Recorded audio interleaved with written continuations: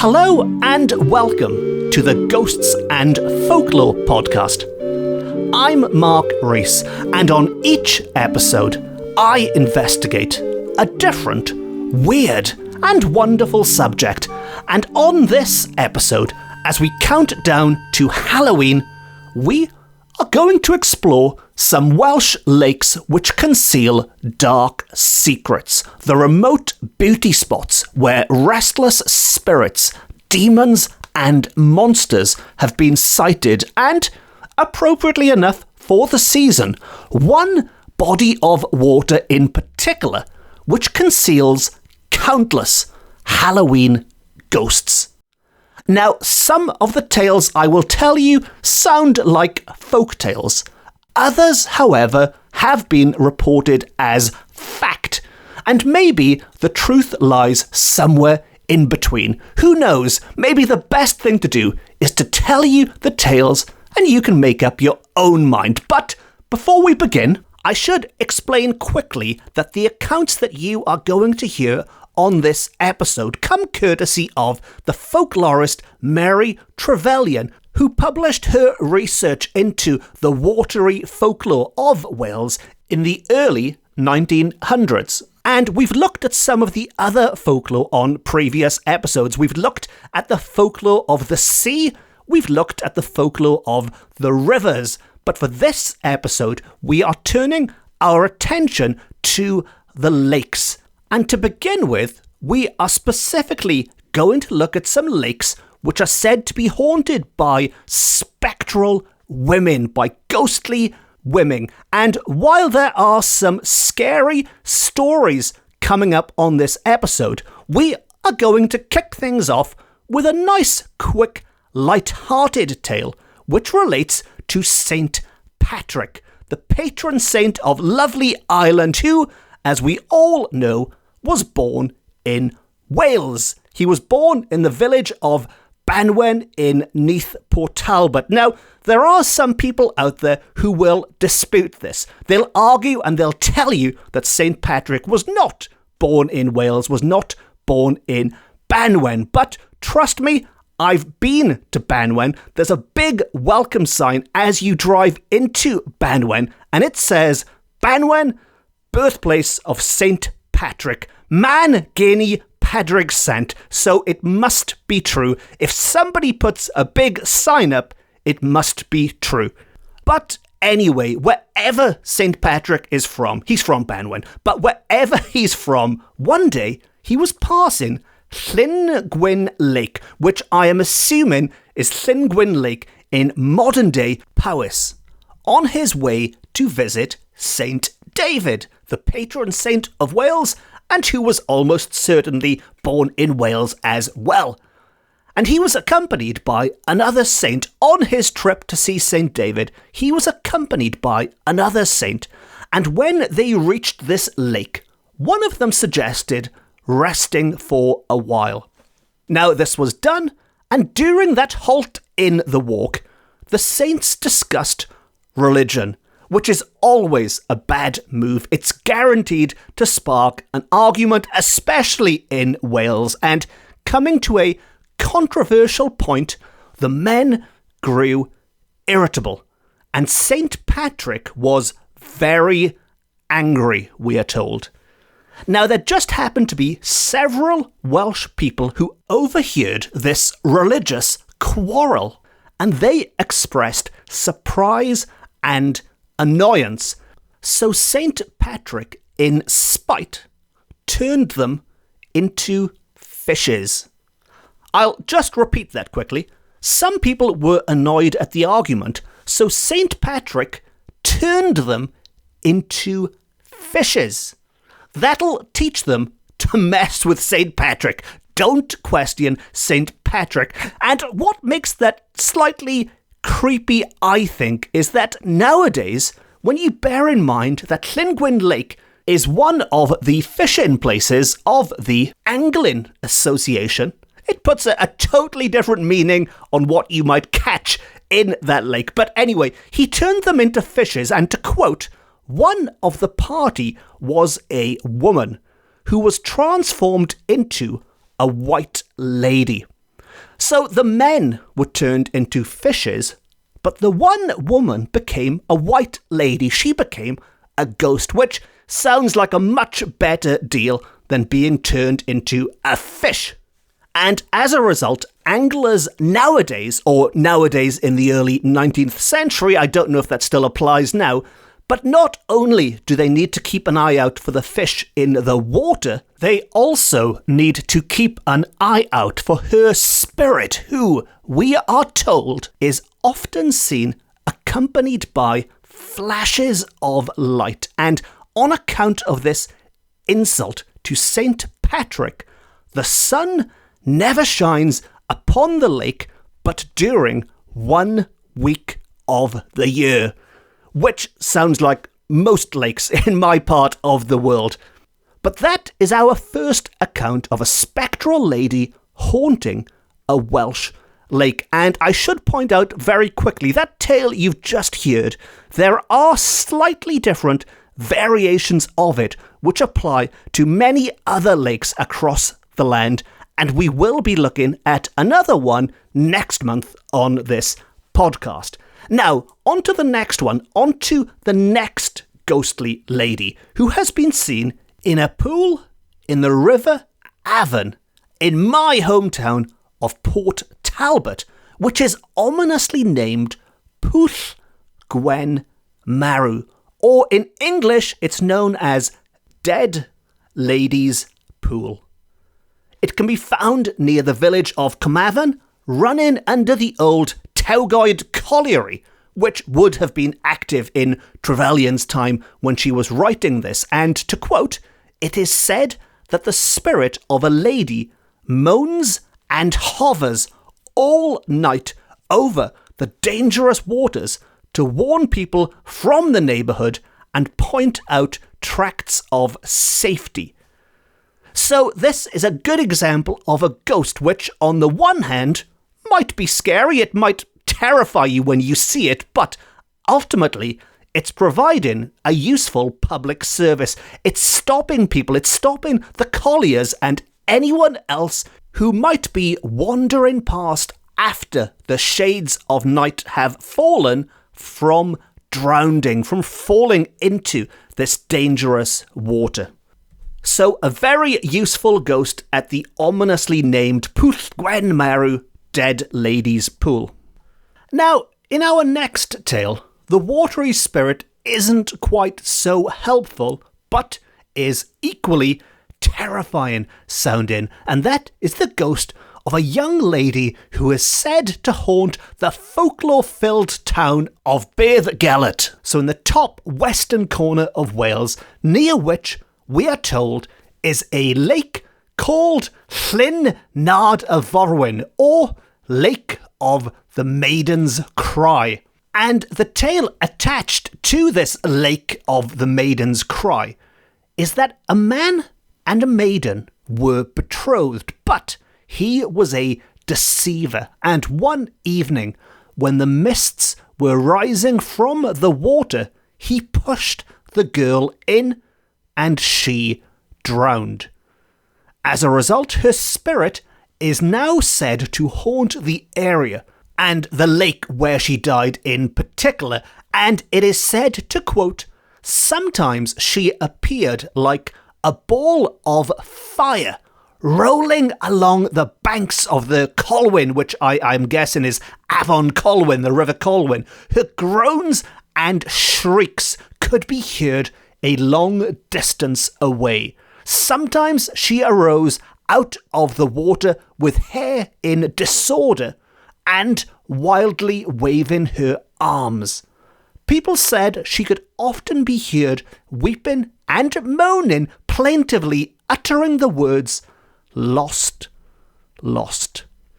So quite an image there, this ghostly lady emerging from the water. Her hair is a mess. She is wildly waving her arms, and if you listen to her words, you can hear her say, "Lost, lost." And not too far away from Beddgelert, in one of the rugged valleys among the mountains of Snowdonia, is Llyn Dillin, the Black Lake, which is where you need to be this Halloween if you want to see the ghosts and if you want to see the future. Because Trevelyan tells us that it is encircled by high rocks. This lake is encircled by high rocks, and the water is very black, deep, and turbid. And the fish that live in it have very small, withered-looking bodies, much deformed, and large, grotesque heads. What a wonderful image of some kind of zombie-sounding fish. While the wildfowls and other birds shun this lonely lake, which is dismal in the extreme, which isn't the kind of description you might want to put on a tourist information guide, say, but it does sound perfect for Halloween if that is what you're looking for.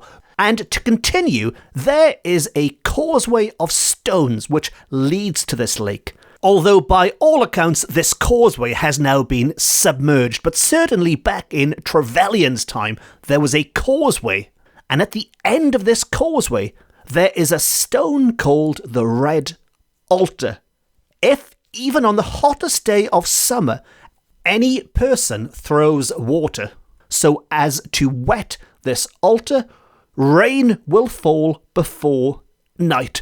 So it's not just about the ghosts, which we will get to shortly, but there is also a magical stone there which can cause rain to fall on demand, which I wouldn't have thought there's much demand for. What we need is the opposite in Wales. We need a stone to stop the rain from falling. But to return to Trevelyan, in the 17th century, people believed that if anybody had the courage on one of the 3 spirit nights to watch beside Llyn Dillin, they would see who were to die in the next 12 months. So Trevelyan is telling us that if you watch by the side of the lake on one of the 3 spirit nights, which I spoke about in depth on last year's Halloween episodes, but just to recap very quickly, in Wales there are 3 nights a year known as spirit nights. In Welsh, Ysbryd Nos, sometimes Ysbryd Nos, and Halloween, or Nos Calan Gaeaf as it is known in Welsh, is one of the 3 spirit nights. It's a time when the veil between our world and the other world, where the supernatural creatures dwell, is at its thinnest. And while other countries might just have 1 spooky night a year, in Wales we have at least 3, one of which is October the 31st, and that is when you need to be next to this lake if you want to find out who is going to die in the following year. Although when I say find out, what I should say more specifically is if you want to see, and to see in quite a graphic way, because, to quote Trevelyan once more, fiends would arise from the lake and drag those who had led evil lives into the black waters. So assume you are seeing the spirits of people who are still alive at the time, and then these fiends, these devils, rise out of the lake and drag them down into the black waters, and you know they are the evil people who will die in the coming year. As for the good people, well, those who had led good lives would be guided past the causeway leading to the lake and vanish in spirit forms robed in white. Now this is suggestive of they are going to heaven, they are robed in white, going to the good place. The evil ones are being pulled down into the murky abyss. And we have an example of this taking place to a reputed witch who disappeared from the district, we are told, and it was a shepherd who said he saw her being dragged into the black waters. So we have an account from a shepherd who saw this in action. He saw an evil witch being pulled down into the black waters of the Black Lake. And finally, to wrap up our look at the watery folklore of lakes, I've saved the most gruesome until last. Because, it's Halloween, and if you do visit Llyn Dilyn for Halloween, for Nos Calan Gaeaf, then you could stop off at Llyn Gaeaf afterwards, which is just north of Bedd Gelert Forest, and is described by Trevelyan as a round lake in the southwest of Snowdon. And this tale doesn't concern the ghost of a tragic woman, or the ghost of those to die and go to hell, or even the ghosts of those who are going to die and go to heaven.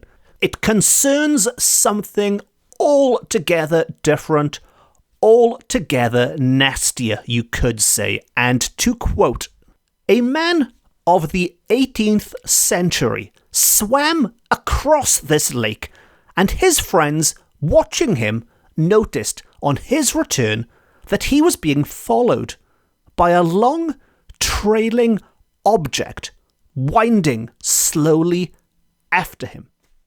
They were afraid to raise an alarm, but they went forward to meet him as soon as he reached the shore where they stood.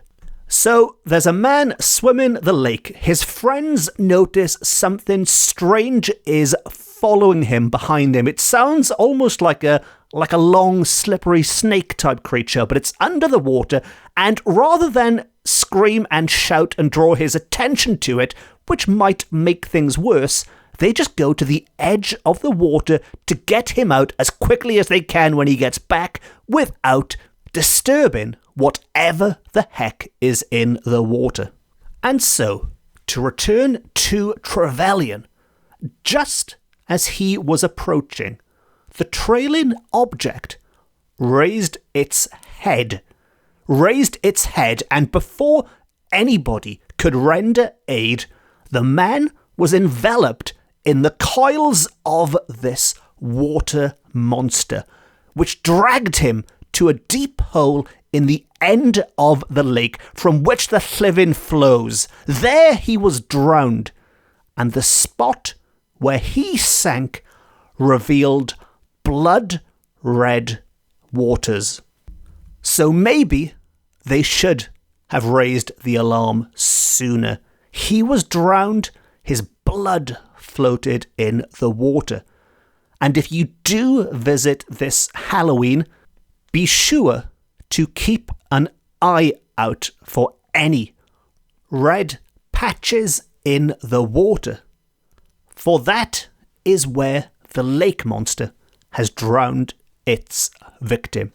If indeed it is a lake monster. It's quite a vague description, but it sounds a bit like Nessie to me. Maybe it's the Welsh Nessie up in Llyn Gaeaf, who knows.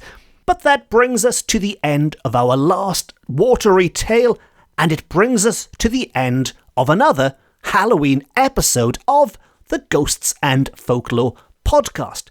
If you've enjoyed it, and you don't want to miss any of the other Halloween episodes coming up, please consider hitting the subscribe button. And if you'd like to support the podcast, you can now treat me to a coffee via the website. I do love my coffee. Or you could leave a quick, nice review, or give it 5 stars or a thumbs up, or whatever the system is on whatever platform you are consuming this on. And if you'd like more Ghosts and Folklore, you can follow me on social media. I'm on Twitter, I'm on Facebook, and I'm on Instagram. And if you do, be sure to say hello. It's always lovely when people say hello.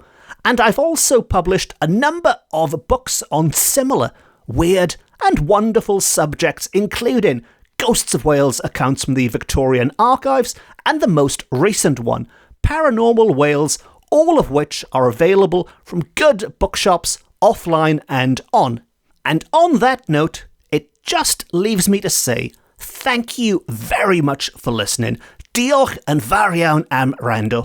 I've been Mark Rees. This has been my Ghosts and Folklore podcast, beaming to you from Wales to the world, and who knows, to lift a line from Jaws. Maybe after listening to this episode, you'll never go in the water again. Until next time, happy Halloween, Nos Calan Gaeaf habis, and Nosta.